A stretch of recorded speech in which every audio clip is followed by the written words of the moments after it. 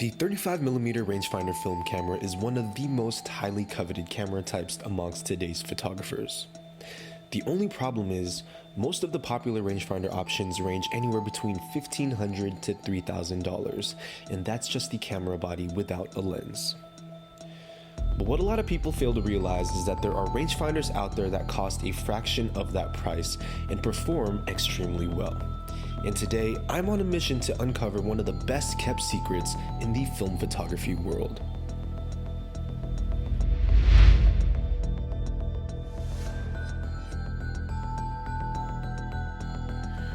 Alright you guys, so I had this random idea to do a rangefinder 35mm film camera build under $100, and I've been looking everywhere online and I've narrowed it down to one rangefinder that I think is the perfect build for this type of thing that I'm going for. Now, I won't reveal the camera just yet, but I have been scouring the web and I've been consistently seeing it go between $50 all the way up to $150 to $200 on the high end.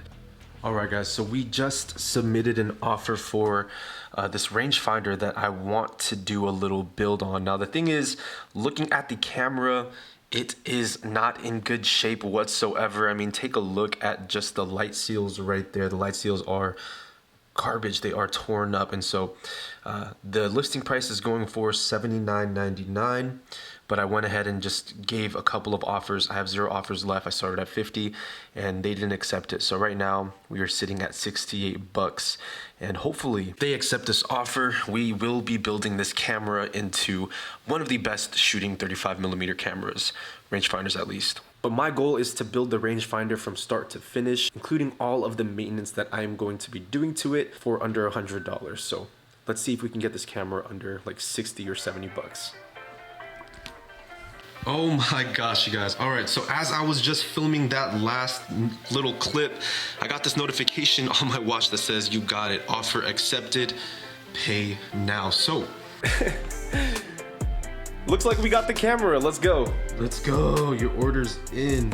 Woo! You can't make this up, guys. I don't know, man. I don't know how to describe it. I'm very excited. Watch it come in and it's just like a garbage camera. That would be tragic.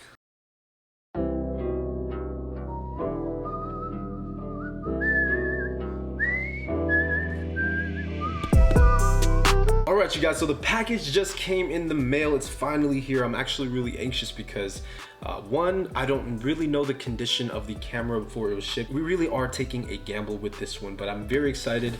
We have the camera in the box. It's pretty heavy. I wonder why. Everything's a brick. Alright, pause. Alright, let's open this bad boy up really quick. Let's see what this thing is about. Now again, we were able to kind of talk the seller down from like $100 all the way down to about 70. So far our grand total is still under budget. We are at 70 bucks even. Hopefully, man, this camera is worth it and that it works. How many layers of newspaper do we have? No, but like I was saying, I'm not expecting the meter to work, but it can work. I just don't have the patience to go out and buy another battery for it. Oh wow, look at how that was wrapped. Okay. First things first, I think this is the flash. I don't really think I'm going to use this flash anyway, but I guess it's nice to have. This one was actually packaged pretty nice. All right, here she is, Vivitar Auto 252, boxy, vertical, kind of flash looking thing. Like I said, I doubt I'm ever gonna use this. Okay, and now for the moment we've all been waiting for. Ladies and gentlemen, here is the reveal. The camera that we ended up going with today was the Canon QL17G3. Take a good look at that, ladies and gentlemen.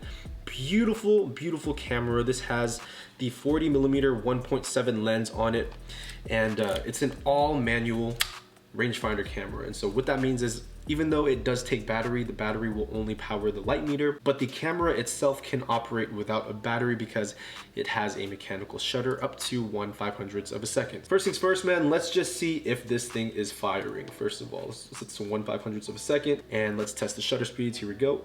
1/500th. Sounds about right. Beautiful.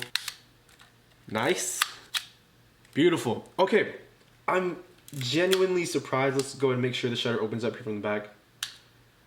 Wow, I'm surprised, man. All of these shutter speeds are working beautifully. Next thing we will do is we will test the aperture. Now I'm gonna bring you guys in actually a little bit closer so that we can check the aperture together. If you look inside of the lens itself, you should be able to see that aperture close up or open up. So here we go. I don't know if you guys can see that, but here it is at f16. And here it is, again, opened up to 1.7. There you go. So far, the aperture seems like it is working properly. Look, man, the lens itself is a little bit dirty, so I'm gonna have to clean that up, but I can't really see any fungus or anything of that sort in the lens, which is a big relief because, again, we bought this kind of blindsided on a whim. Man, this camera is really, really clean despite some of the dirty kind of like exterior parts, which can easily be cleaned. Now, the real test is in if the rangefinder is correctly aligned, and the way we do that is we just test it out like normal. We see if this is aligned. That's aligned 10 feet, and then this is 10 feet. Okay, you guys, the camera is in beautiful condition. The lens, the viewfinder is clean with no fungus and no dust whatsoever. The only thing that I am realizing right now is that one, it's kind of dirty, so I need to get this off the desk, get it kind of cleaned up. And two, there is an etching in the back here with, looks like a serial number. Ooh.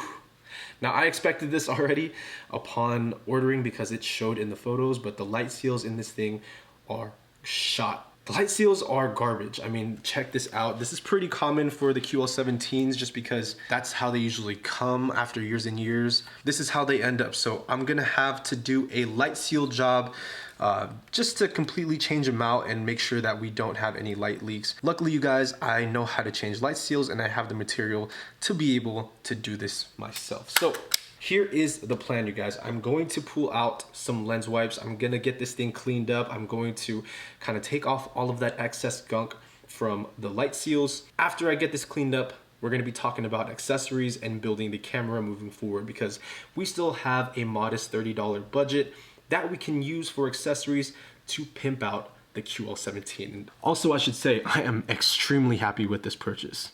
You probably already knew that though. Let's do it.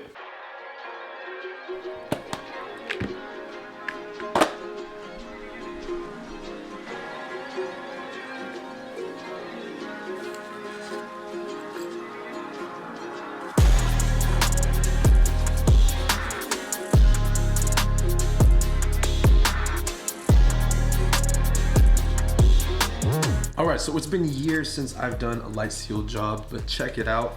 We got the brand new light seal here on the very bottom back, as well as the closed canter. That one actually needs to get pushed in just a little bit more, but the most important one is gonna be up here in this little rough canal, and it's a little bit sticky because of the adhesive, but I'm sure over time, kind of stickiness will go away. But for now, man, all you gotta do is close her up, and we are good to go. I'm gonna push that in really fast. It's pretty simple. Sometimes you might just need some type of card. Push that bad boy in there like that, and she's good to go. So here it is, close her up. All right, and just like that, we have replaced the light seals from this camera, and we are now ready to go out and shoot with it. All right, you guys, so we got the QL17 all cleaned up. Viewfinder is nice and bright, and the freaking lens is gorgeous. This thing is looking really, really good so far, but the next step is to now look for accessories, and we only have $30 left within our budget to be able to find accessories that not only make the camera look really, really handsome, but will make this camera one of the best performing rangefinders under 100 bucks on the street. So first things first, man, let's go ahead and talk about what exactly we need. Okay, so the first accessory that I do want to order for this camera is some sort of lens hood. Now the QL17 has a pretty nice open lens up in the front, but I think a lens hood for rangefinders is an absolute must. The QL17 is susceptible to some really weird flaring, and so the first thing we're gonna do is we're gonna open up Amazon and we are going to look for a lens hood. All right, so we have Amazon opened up and we're gonna look up Canon QL17 G3 lens hood and 48mm standard screw and metal mount lens hood for the QL17 G3. DSLR camera, wow. I didn't know this was a DSLR. This one right here has more of a, it looks more like a telephoto lens hood. It's not a rose petal lens hood. This one kind of just, it looks like a barrel, let's just say that. And I kind of like the look of that. I think that's gonna look really good on here. So $12.99. Let's add that to our cart. And the second lens hood option here is the one that I feel like everyone kind of goes for, and it's the one that looks like a barrel still. It still is kind of a screw in, but there are little slits within the lens hood. And it just adds a little bit more style. And this one is $14.99. So still within budget. We're gonna go ahead and pick one of these up. I'm going to decide at the very end here. So let's add this one to the cart. Now, the next thing that I want for the QL17 is a nice strap. And the strap that I have on it right now currently is the one that it came with. And I don't know, man, it's just really thin. It almost feels like a lanyard. I don't know if you guys can see that. Hopefully we are catching this in focus. It just feels like a lanyard, and yeah, it is adjustable, and I'm sure that this will get the job done. But throughout the years, I noticed that these straps get really uncomfortable, and so I'm gonna choose to get a new strap. Now, personally for me, I think the best camera straps, especially for cameras like this, are rope camera straps.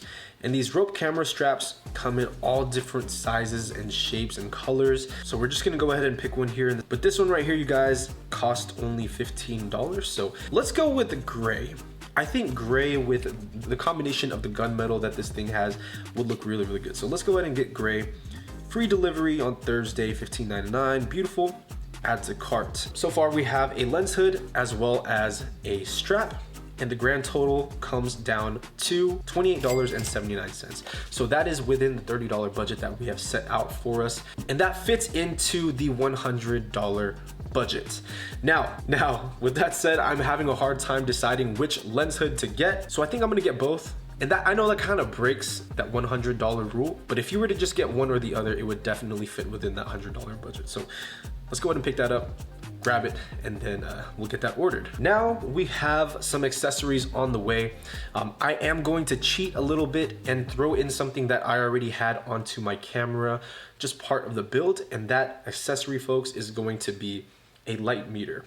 Now this light meter is from a company called Kex, and this is their brand new Kex KM02. I do want to do a review on it, and I want to use the QL17 as the main camera. So here is the Kex KM02. It is a hot shoe light meter, cold shoe light meter mount. So it has a shoe mount on top, and you just kind of stick it on the camera and bam, you now have a light meter. So this is exactly why I wasn't too worried about the battery not working inside of this camera, because we have an external light meter to be able to have a light meter with us. So I will be leaving a link in the description to where you can pick this up, as well as the other accessories that we have for this camera. But here's just a quick little look at the box itself. The next accessory that I'm going to be adding on is something that I already had laying around, and that is a shutter release button. Now this shutter release button has been with me now for 4 years, and it's one of the first shutter releases I got. As a matter of fact, it says Minolta Gang on it, engraved, super, super tiny, but hopefully you guys can see what that says. It says Minolta Gang right there, King James Minolta Gang. So I'm gonna throw this back here on the QL17 G3, and it's pretty simple. You screw it on, and bam, there it is. So soft shutter release button, KM02, and all we have to do now is wait for the accessories. So when those come in, I will be adding those on video, and I will be doing a final conclusion wrap up on the build itself once everything comes together.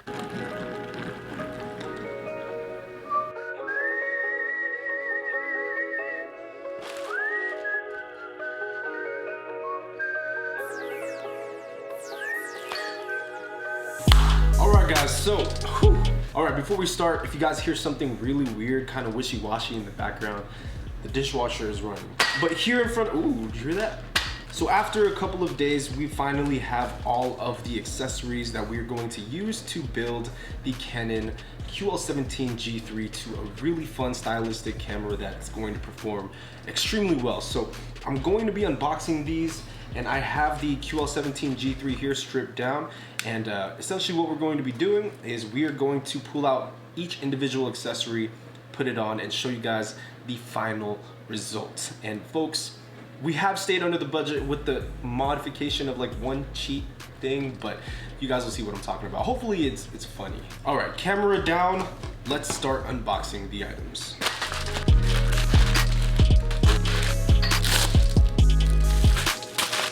All right, guys, so all of the items that we're going to be using to build this camera up is in front of me.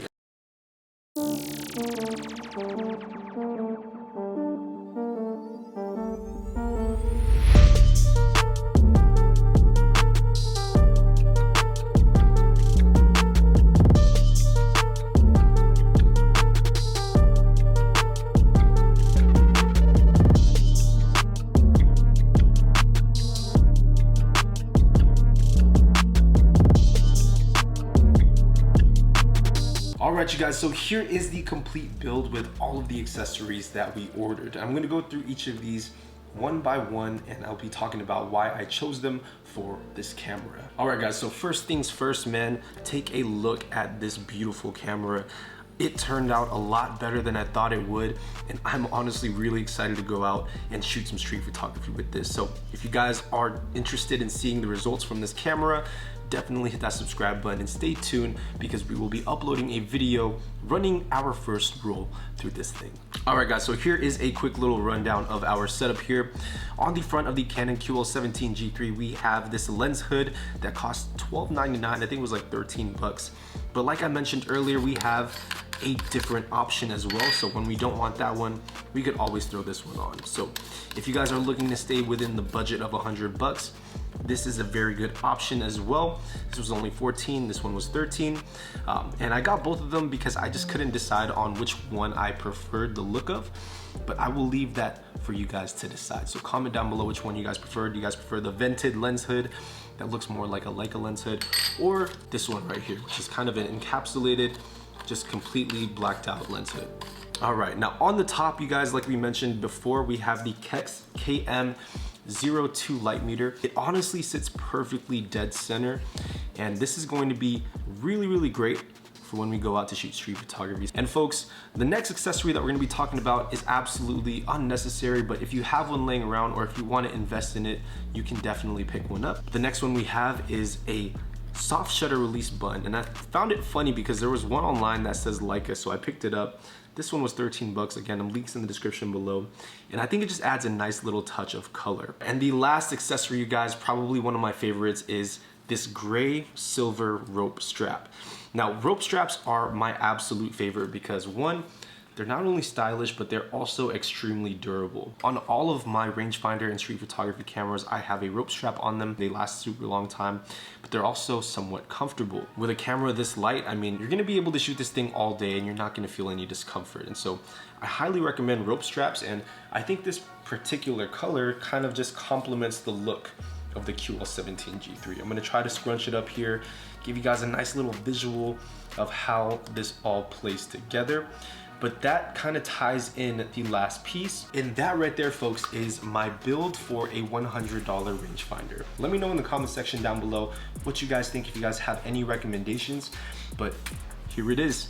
I'm juiced, and I will see you guys in the next one.